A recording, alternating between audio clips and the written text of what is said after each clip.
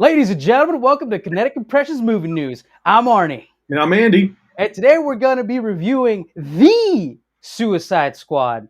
Not anything else, not Suicide Squad 2, not Suicide Squad whatever, not Task Force X, just The Suicide Squad. Yes. All right. Now, personally, I'm going to say this outright, fucking amazing. It was fucking everything I wanted this movie to be. This was unhinged James Gunn. I'm happy that there was controversy, and now he had to leave Marvel to do something else, and now he did a DC movie. But now he's going to be back because, we live in a world where shit changes. But absolutely great. I believe that the characters hit all cylinders. I believe that the story was incredible. Every single character had its moments. I thought it was cohesive plot. The set design was incredible. Literally everything about this movie was fantastic. There is some gripes that I have about the second act, but to be honest, the entire finished product was top notch. Probably the best DC movie. I'm going to say this. Wow. The best DC film, for sure, in a technical aspect when it comes to just making a movie and making a film on all things. An argument can be made for the entertainment value and the ethos, but personally, most complete DC movie since The Dark Knight. Drew, what did you feel about The Suicide Squad? I like it. I mean, to me, it was like it wasn't a major disappointment. It was not the major disappointment that we get with every fucking DC cinematic movie that we've gotten so far. It's top notch. It does make the old Suicide Squad. I'm sorry, Suicide Squad. Right. Obsolete. It blows that one out of the water. Even playing playing some homages to that specific movie. I love all the jokes they made. Just referencing that movie alone. I love how Guardians this felt. Yeah. And I can I don't know, it's not the best. It's not the best movie, but it is the best movie that DC's come out with in a while. An argument could be made that there's definitely, I don't think that all DC movies have been trash, right? And I don't think you do either. And I also don't think most people do either, right? If we're talking about the current generation of DC WB movies, which is separate from The Dark Knight, right? Right. Let's just talk about it separate from that. This era begins at Man of Steel and goes all the way to this current movie right now. Definitely some good movies. I really, really, really liked Shazam. I thought it was fun. I thought it was really well written, and I thought that the characters really fucking shined. Had a lot of fun, a lot of good time with that. I actually kind of really enjoyed Aquaman. There were some really good things about that film. I thought it was fun as well. Definitely good stuff. I honestly think Man of Steel is probably it's the last great Zack Snyder film, and I think a worthy Superman movie, and definitely really, really, really, really well made as well. There's a lot about that movie that I really liked and I really enjoyed. For this movie, I just think that it did character right. I think that it had a cohesive story that really felt good. And I think that the world building in this movie also did a really, really good job of just thrusting you into this world full bore. And then also, this movie made me fucking care about the characters. Like, in a way that I haven't really cared about the characters in a lot of these movies in a long time. Yeah. And if we go back to Wonder Woman, like the whole thing about that movie and the reason that movie just didn't jive well with me is because I honestly didn't feel the stakes. I didn't feel the movie did well. It just didn't deliver on a cohesive story that made sense to me. And this movie, what it did is it took away the grandiose scale of that and just brought you into a small story where it was just these small characters and trying to do kind of not a big outlandish world-saving thing. It ended up being that towards the end, but it really was about the down and dirty about these characters and about how they were moving and operating in the situation that they were in. And I think it fucking excelled at that. And to me, as a moviegoer, I think that's like the bare minimum that you have to do, right? But like that's my concern is I was like, okay, like, and like the way I just heard you say, I was like, you're really proud of DC finally getting the bare minimum down. Yeah, yeah, And I'm like, that's so sad that we have to be at that point. You know what I'm saying? Like, right. and like this is like we finally created a movie that's not like Thor Ragnarok. Like this is like the first one to me, For sure. and so like this movie, but this movie was very fun. I thought it had a very like transparent script the whole way. You know, you felt like you know what was going to go on. Uh, I love the characters. The characters were written really well. They're very. It was very two dimensional the whole way. It was just like, look, we know what our strengths are. We know what our weaknesses are. We're just going to build something that's fundamentally good, and just like we're gonna hit all the nails on the head as much as we can, and we're gonna try to eliminate the stupid shit we do usually. For sure. I think a lot of okay, so let's just talk about James Gunn Yeah, right now. This so if you've watched a lot of James Gunn's movies, he has really been working up to this movie.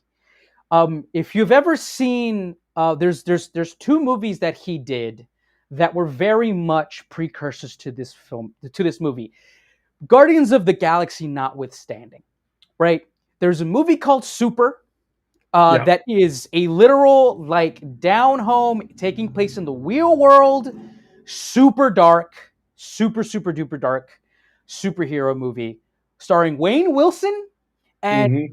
now named Elliot Page, formerly Ellen Page, playing two would-be vigilante heroes. The the actual like the darkness of that film, but with the outlandishness of it actually being a kind of down home superhero movie, fits perfectly and actually translates directly to this film. Right. And also, let's talk about Guardians of the Galaxy. Guardians of the Galaxy, big, fun, out there, just super down home superhero film, but it is also about a ragtag group just doing things out in the galaxy, right? They're not big names. They're not they're not like the superheroes that we're grown to love and adore. They are literally the outcasts of an entire galactic universe, and that translates to this as well. This is pure James Gunn in that he is not beholden to having it be PG-13, not having it be appeal to everyone, right? Yep. This is him writing something down and dirty and just spectacularly him. And what James Gunn does really well translates to this movie, I think, even better than Guardians of the Galaxy in just in kind of in more of a darker, more tonally of himself way than Guardians does. Guardians does the exact same thing that this movie does, wherein that you truly care about the characters because he takes the fucking time. And this is the thing that a lot of people just don't do. He gives these characters time to breathe, time to translate and communicate who they are. And I think that is this movie's most powerful strength. And I also believe that that is the strength of James Gunn as a writer.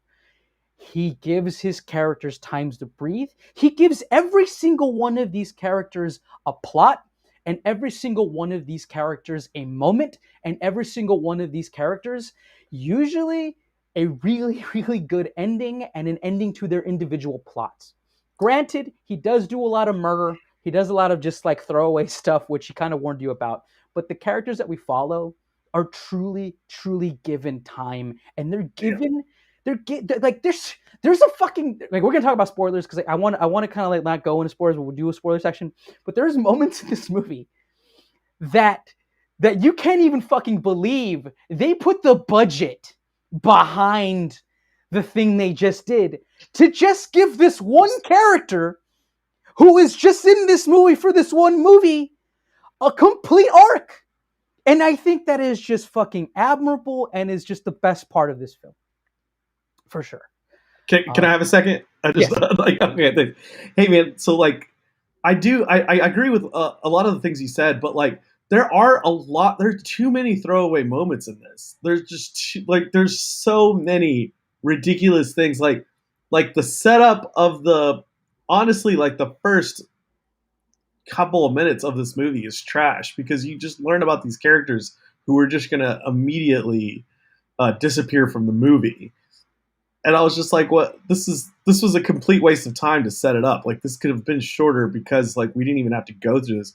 If anything, I think like those characters should have been like a reference to like they should have just gotten some some scene credits from like the past Suicide Squad characters, and like that way they can like give like a bookend to that movie somehow. But like I didn't really like how this movie started. I was kind of skeptic in the beginning of how this movie started. And then like the third act kind of got me a little worried about how this movie was going to end. I think it got saved. There was some saving grace moments in it, but I really do think like uh, this got off to a rocky start. I I think that's fair. I do think that's fair. A lot Because going on. because I think, again, this is James Gunn, right? And he kind of does this thing where he doesn't where he does a lot of throwaway things in this movie because it is a Suicide Squad and he does have these moments of levity, but then also he tends to throw away the good graces that you have, especially with some characters, just for the effect of the movie. Yeah, And I see that in the beginning of this movie. And the reason that I give that beginning part of the movie, I give it, I guess, forgiveness for what it does, is because the beginning of this movie. Okay, so you have to like. I think what James Gunn did was, I'm going to throw away the first movie. The first movie means nothing to me. So, from the beginning of this script, I need to show people what the Suicide Squad is about. And I think that's literally what the first part of this movie is about. It right. is about ham fisting and giving the audience an understanding of, oh, in this world, these characters don't mean shit, Right. right? And They're it kind pawns.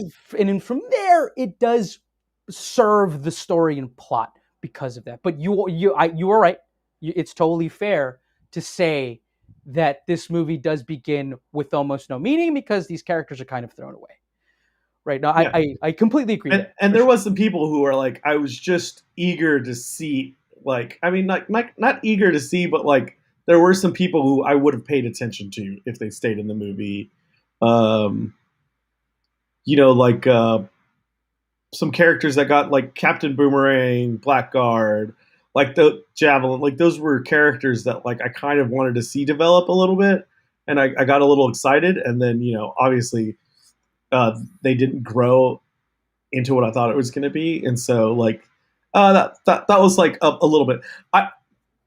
I think where they got it right was that like they knew that this was going to be a Harley Quinn movie again. Harley Quinn gets another movie like Yeah. where she's at the helm of it, and that she's the saving grace because they know that their pocket ace is going to be Margot Robbie as Harley Quinn, and I think that's all. That's always going to be a safe bet. James Gunn does some flowery things that I didn't like. I wasn't too crazy about in the movie, I understand. It was a little much. It didn't but really like, make sense. Yeah. but that style, I really like that kind of style. I thought like there was a couple of moments where it was a little much, but I really like when he brings that kind of like gunfight to an aria montage. Like those are things I do like. Yes. And so I think, I mean, James Gunn was honestly one of the most perfect picks for getting this movie. Um, and I like some of the surprises that we got with some of the with some of the characters that I'll talk about later when we can give For sure. spoilers. But the solid cast. I mean, solid cast the whole way. It's really strong up front with John Cena, Joel Kinnaman. Can I say this? Yeah, I think this is John Cena's best movie. I think really. I think this is the best acting I've ever seen from John Cena. I think he's pretty good. I think I that. he's not a great actor, and he Have hasn't you been yet. watched Fast Nine? Yeah, literally just watched last night. I I know, man. I'm just like, personally, I'm personally, joking with you. he surprised me, and like his He's good. character, yeah. But like, I just do. I think that this is the best acting I've ever seen John Cena do. He's not a great actor. He's a really good character person for sure, and he's a very assuming person. But I think he had a lot to do in this movie, and I think he really I think he nailed it. He could have done better, but I honestly think I give him props because he really did he embodied what he was doing and he did it well. And I really do think that he kind of found some new understanding of acting and his way in the world and his kind of understanding of character. I really do. But yeah, I Uh, just wanted to say that. oh no, for sure, man. I mean, like what I wanted to say was like I think Idris Elba on the other side of things. Idris Elba is always typecasted uh as one like definite role in a movie, Yes, and I think he did a good job with taking a left turn on this one. He didn't go his usual way, uh, and I'll get to that in a minute again. But like, I love Idris Elba. I think the companionship between the two in this movie solidifies their lack thereof. I really started to notice Idris Elba's like weakness as an actor and at just developing certain scenes, and I think you can kind of skip over a lot of that. You gloss over a lot of that because first of all, the pacing's great in this movie, but really that acting between John Cena and Idris Elba kind of take you away from that. There's some minor characters that are amazing in this movie as well that like I really thoroughly enjoyed. Um, and like the who's okay, give me a second. for sure. I think one of the characters that I think really shined as well was Ratcatcher too. Yes, oh Her for sure. chemistry with Idris Elba's character, I think, was really good, and she was truly the heart of the film. Um, and the way that her character arc kind of happens and it ends, it's a surprise, but it fits, and her character serves the plot in that it actually helps to serve the character development of Idris Elba's um, character as well. Um, I was really surprised by that. And like when that started to unfold itself, that's when I was like, okay, James is doing more for this character, and it's not ham-fisted. It fits, and it's not only fitting, but it also kind of gives Idris Elba's character a really good jump-off point for his character's development. Yeah, and that's what I was gonna say. I was just looking for the actors' names. David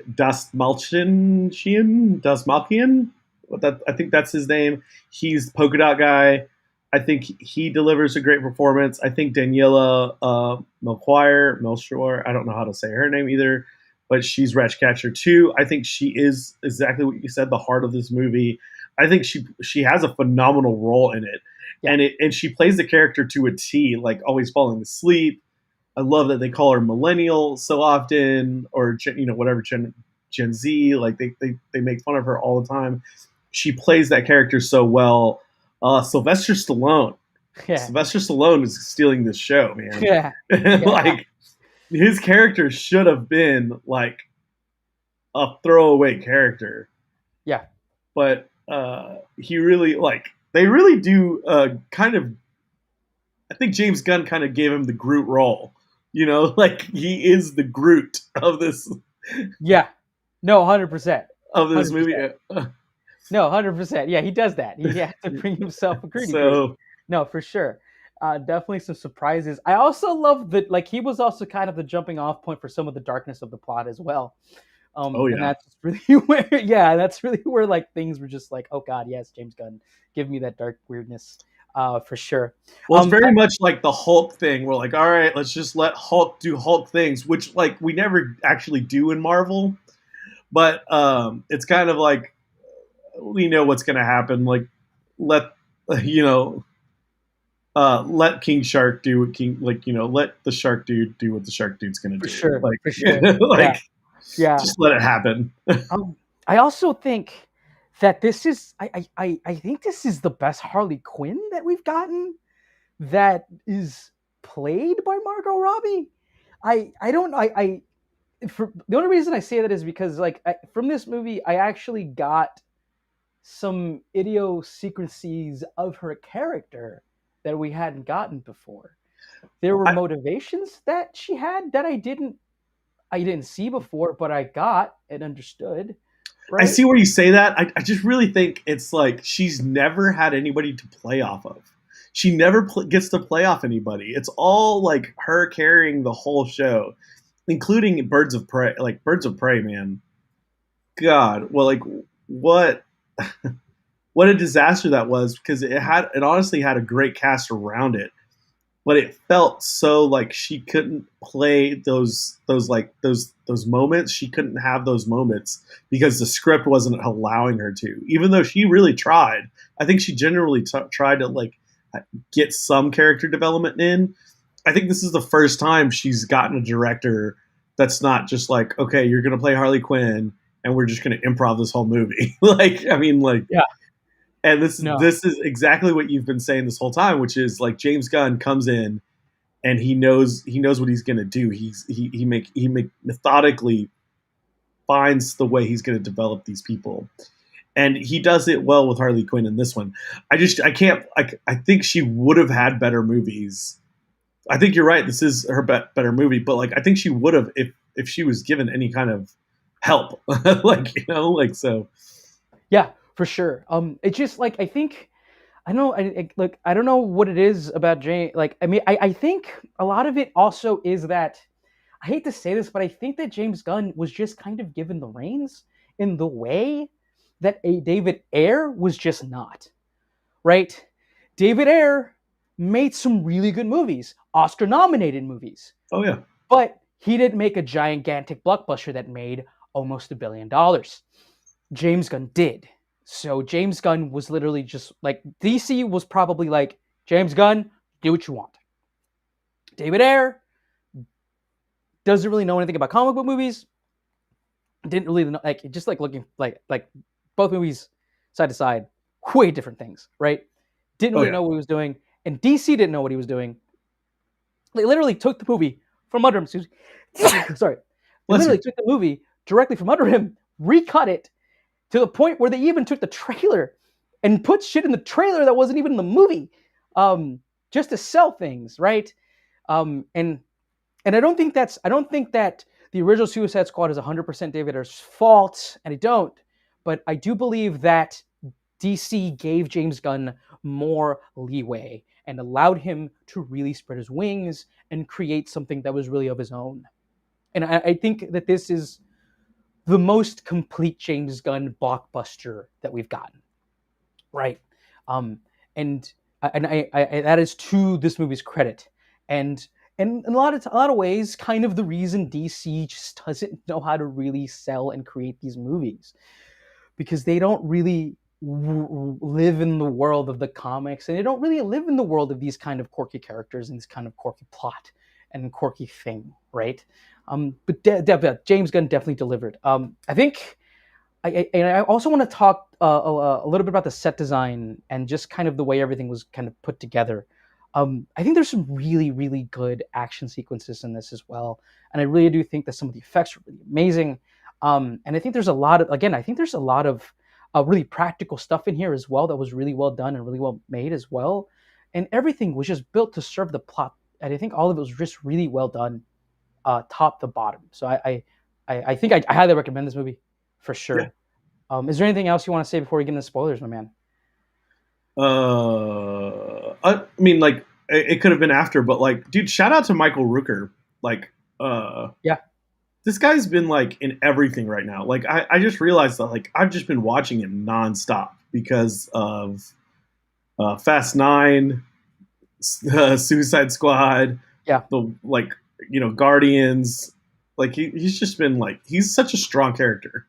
yeah, Uh, and I think I remember him in the beginning of The Walking Dead all those years ago. And yeah, so like like yeah, like and I thought man this guy fucking eats, man. He's making a living. You know what I mean? yeah. Like, but let's Working get this. actor for sure. Working actor. Yeah, but I think he's great and everything. Like, Yeah, I'm impressed with him. Like, he just never has to. I've always loved his Guardians character, and like kudos to him for making such a good relationship with James Gunn. But yeah, yeah, uh, for sure. let's go into spoilers. Let's do this thing. All right. What do you want to spoil first? All right, so I think that the ending of this movie, I think this is probably in all of DC Realms movies, DC movies current gen with the DC world. I think the fact that they use Starro, first of all, fucking out there, bro. Like I Right? can't like when I found out that they were using Starro, I was like, fucking Starro? You using fucking Starro? This is like a fucking galactic fucking like Superman fought him like fucking world destroying fucking Starro thing. And then the way that they use Ratcatcher too to complete her plot while also using the rats to destroy it was Yep. fucking incredible. Yep. I loved it so fucking much. That was great. Those those pieces were amazing. Those Yeah, pieces were amazing. I what I wanted to say earlier is that like I love Idris Elba is notoriously always the good guy, and at the very end he turns south, he goes bad. The only time it's never happened is in I think he in Luther. That's the only time he's not the bad guy somehow. Like you know what I mean? Like yeah, he's always like the guy on your team, and then he turns. yeah, Um, and like I thought, like I was just so sick of seeing that in movies. Now, uh, that's funny because they gave that same role to John Cena, and John Cena's always usually is always so in movies. So like the whole time I'm just watching the movie, just looking who's gonna turn because they're making them out to be equals the whole time, but one of them's gonna turn, and both of them are notoriously known in movies to be the double cross guy. So who's gonna be the double cross guy today? And that's where I was actually just like on the edge of my seat watching this movie thinking who like how's James Gunn gonna get this? And the montages, I actually rewatched. I remember stopping the movie because I felt like I missed something, and I rewatched it just in that little segment where he does the 8 minutes, 8 minutes ago kind of type thing, yeah, where everything turns, people die, explosions happen, starfishes are like yeah. coming out, like everything happens. But yeah, I think along with that, dude, I couldn't believe that they are using Star, and like I think that's like what they needed to do. I think it's ridiculous enough and on par with DC to like say, look, we gotta go all out. And this wasn't like this wasn't any kind of desperate look, but I think it was the right choice for this villain. For sure. For sure. No, yeah, 100%. And that's kind of what I was saying about John Cena's character. Like I think he really like the thing about John Cena, he is a total allegory for the American mythos. So, and All I the love that time. aspect of him as well. I've seen memes after the fact, like quoting his line by line, and then putting his fucking face with the American flag, and like literally talking down to like like Americans and Afghanistanis and things like that, just because he is an embodiment of the American mythos and the way it's being kind of shed into the world currently because of all the events happening with America. Because we are kind of in a time where the American mythos is just being completely fucking shattered. And I do love that aspect of him as well. Peacemaker as a character, I don't really know much about, and I'm not sure if he really is kind of like that in the comic books.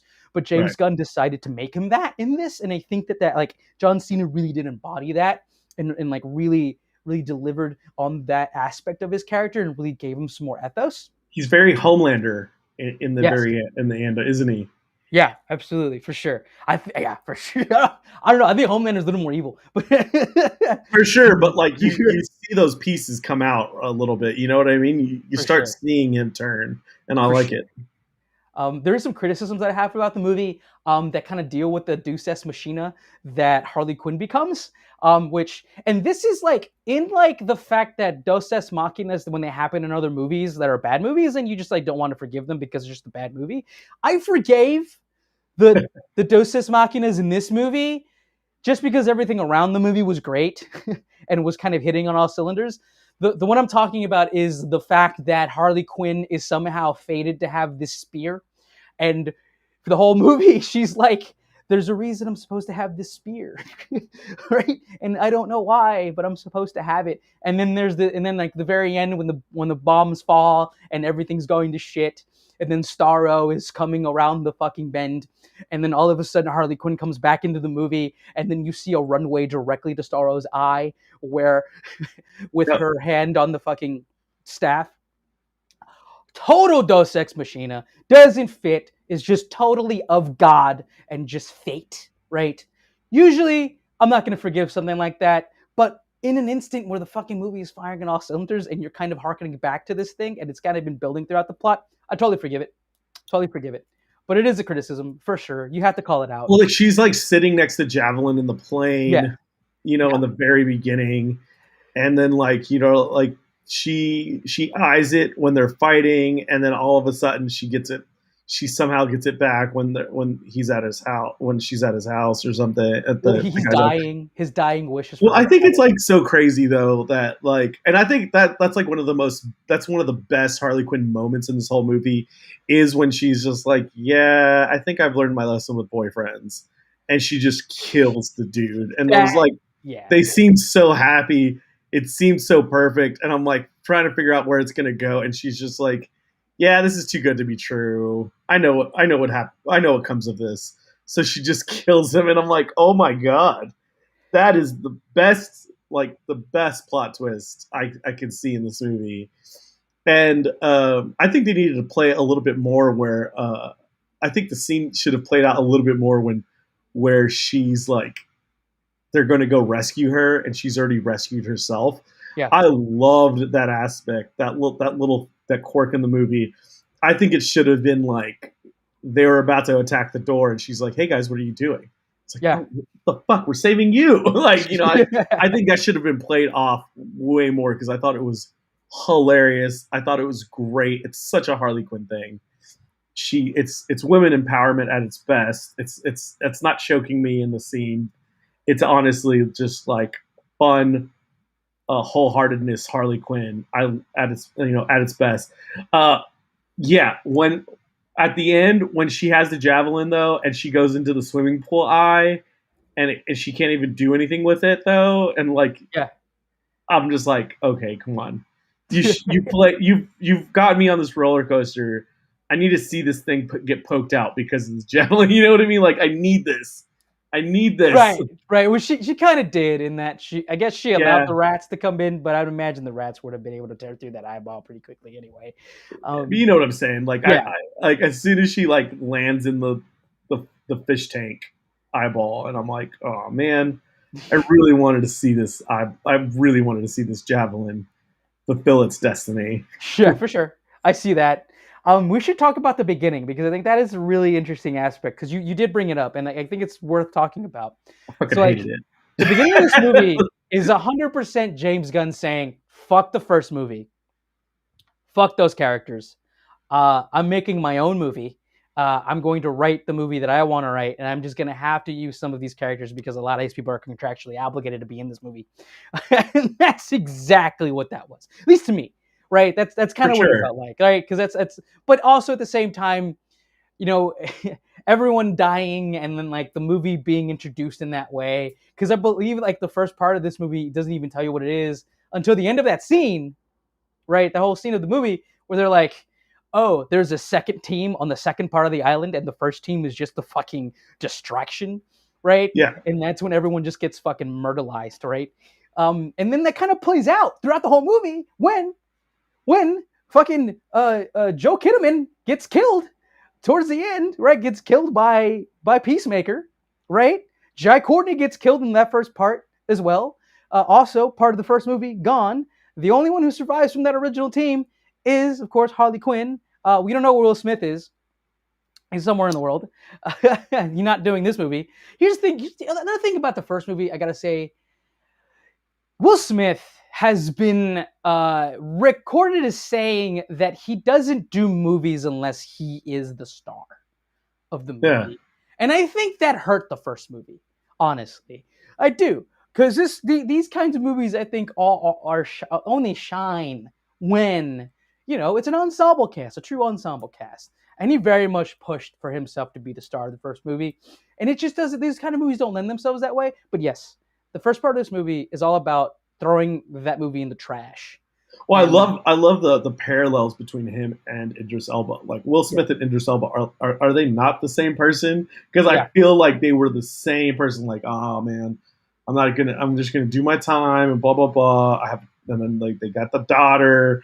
And it all happens the exact same way, man. Like my bullets hit your bullets. Like, I mean, like it was just so cheesy. Like, we're gonna make this the better guy because he's not going to want to be the lead. But I honestly think they should have just killed him off in the beginning as well. Like, I think he should have been part of the killing spree in the beginning. If they were going to do it, like commit to it. You know what I'm saying? Like, bring everybody in and like let's see why.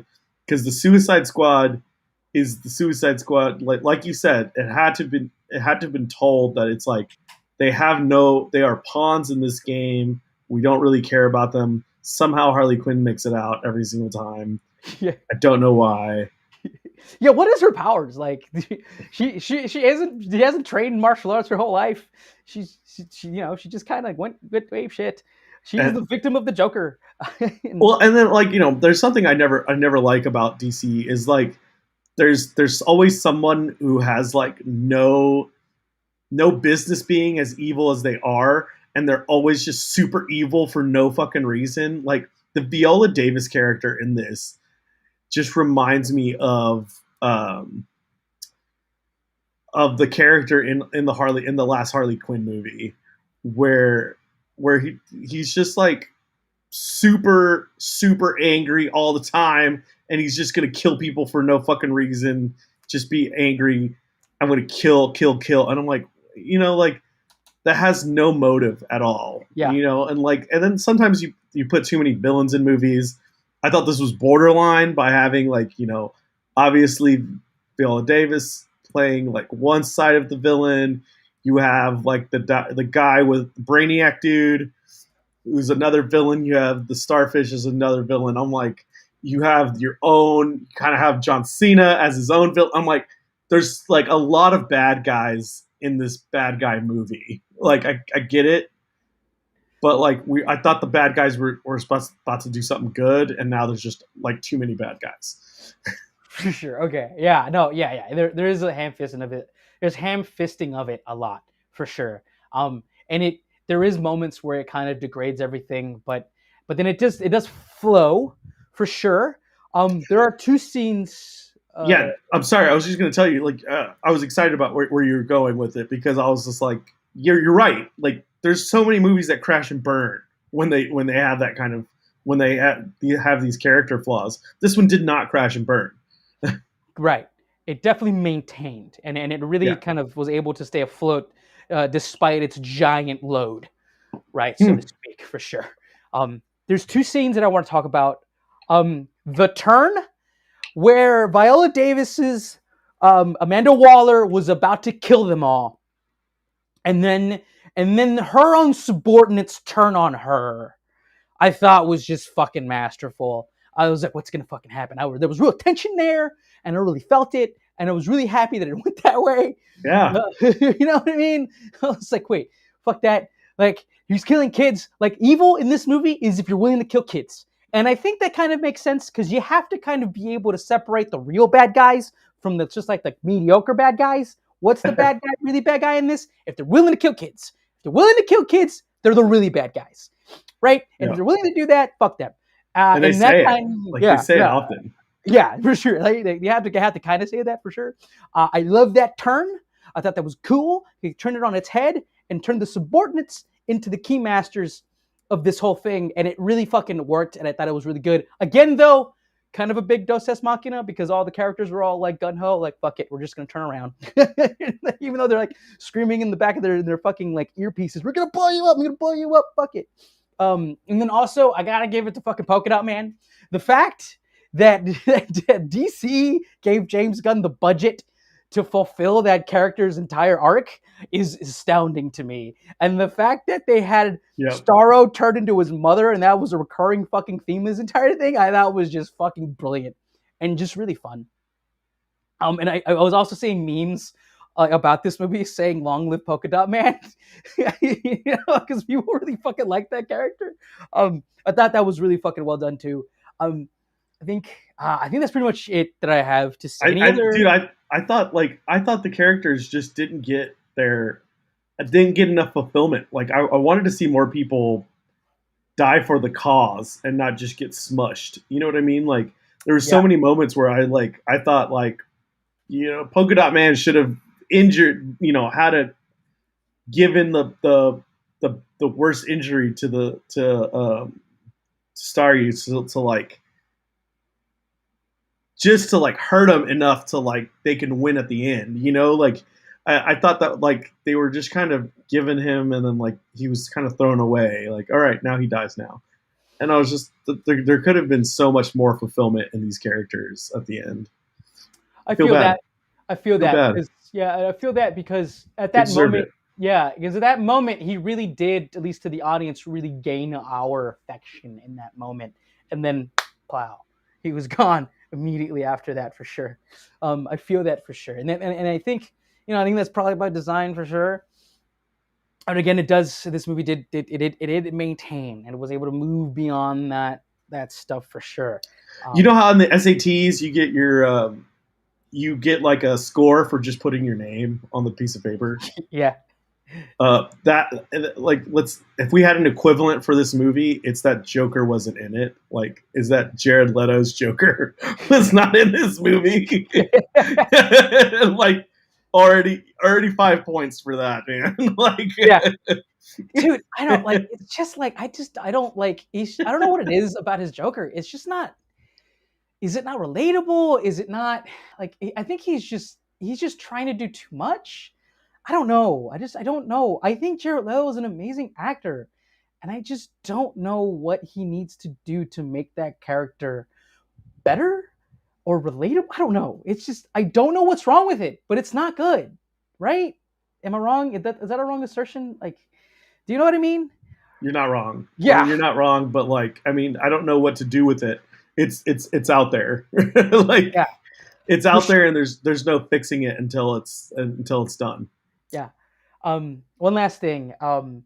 They make a throwaway comment that one of the characters, I think it was Peacemaker, maybe one of them did something to Superman, and that's why he's there. And that one line goes to show you that this movie, that this Suicide Squad, does not take place in the grander DCEU. And the implications of that line kind of show you what DC's trying to do with these movies, right? And that's just kind of like speaking to the broader aspect of these movies. So like, if you know anything about what's going on in the DCEU, there's going to be a Flashpoint movie. In that Flashpoint movie, the rumor is that they're bringing back all the Batmans, but for sure, 100%, Michael Keaton is back. And he is going to be playing the Batman, as in the 1989 Batman. So like so like DC is like, they are in the multiverse business now, which is interesting, and I kind of want to see what's happening there. And right, and I think it's like Bloodsport shot Superman with a kryptonite bullet, and put him in the hospital. Right. Yeah, you're right. That's it. Right. Which like doesn't fit what's going on. So like they are in the multiverse business, and in one aspect I'm like, that's really cool. But the other aspect I'm like, is this just them just like following Marvel? again. I have the full disclosure. I haven't seen Loki, but I know it deals with multiverses because that's what they're doing, right? And Yeah, that's but like I mean, Loki's just kind of like the toe in the water to me. It's the yeah, toe in the water for what Marvel's going to do with it. Honestly, this new show, which is fucking brilliant, and I even wanted to have a conversation about. I think we should watch it and review every episode. We should for dissect sure, every episode. for sure. But what if? What if is one of the best cinematic Marvel things that's come to creation of this multiverse kind of type thing. And I think it's gonna blow everything up because I think it's so good. It's already so good in animated form, and I think once we bring in the multiverse into like Spider-Man, it's just like I don't know if DC's trying to keep up. I don't know if they're even going to have a spot to do it with. I don't. I don't. It's just like again, like this like thing is just like DC. Just like I just have this like feeling and just outside intuition that like DC just doesn't have a plan. They're just kind of doing these movies and they're just giving everyone the reins to do these movies and they just don't have a cohesive plan. And I think that can work for sure if the individual movies are good and they kind of are put together well. But again, I don't know if it's going to be good, and it just feels like they're just kind of doing what seems to be working at the box office for sure. You know, so Uh, I don't know. I'm really Taika, I was go just ahead. going to say Taika Waititi, um, great role, great cameo in Yeah, this. Kirk. Yeah, for sure, for sure. I think like he was actually like supposed to be on another movie, but something happened and he couldn't be on that movie, so he was okay to be on this one for a Yeah, couple days for sure. Yeah, Taika Waititi for sure. Also, Taika Waititi is fucking blowing up, man. That guy is living the fucking life that I want. He's just fucking. He's writing, he's directing, he's also acting and all this shit. He was literally in a fucking Deadpool cameo trailer reaction for Free Guy, which was yeah, which is great too.